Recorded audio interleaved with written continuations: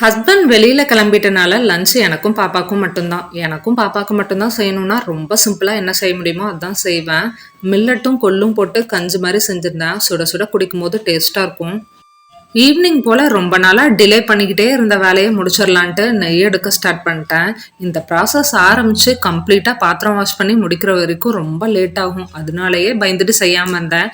இன்னைக்கு ஒரு வழியா எடுத்து வச்சுட்டேன் செஞ்சிடலான்ட்டு.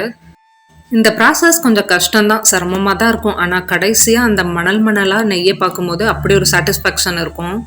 நெய் செஞ்ச பாத்திரத்துல எப்படியும் கொஞ்சம் நெய் ஒட்டிட்டு இருக்கும். அதுல ரவையை லைட்டா வறுத்துட்டு தண்ணி ஊத்தி வேக வச்சு நாட்டு சர்க்கரை போட்டு இறக்குனா சூப்பரான ஸ்வீட் ரெடி ஆயிரும். டின்னருக்கு ஆப்பமும் தேங்காய் பாலும் செஞ்சிருந்தேன். கூடவே கொஞ்சம் ஆம்லெட்டும் போட்டுக்கிட்டேன். இது என்ன காம்பினேஷன்னு நினைக்கலாம். முட்டை வாங்கிட்டு வரும்போது 2 உடஞ்சிருச்சு. அதை வேஸ்ட் பண்ண வேணான்ட்டு உடனே ஆம்லெட் போட்டேன். ஆப்பம் ரெசிபி வித் மெஷர்மெண்ட் வந்து கிளிக்கபிள் லிங்க்ல கொடுக்குறேன். வேணும்னா அதையும் செக் பண்ணி பாருங்க.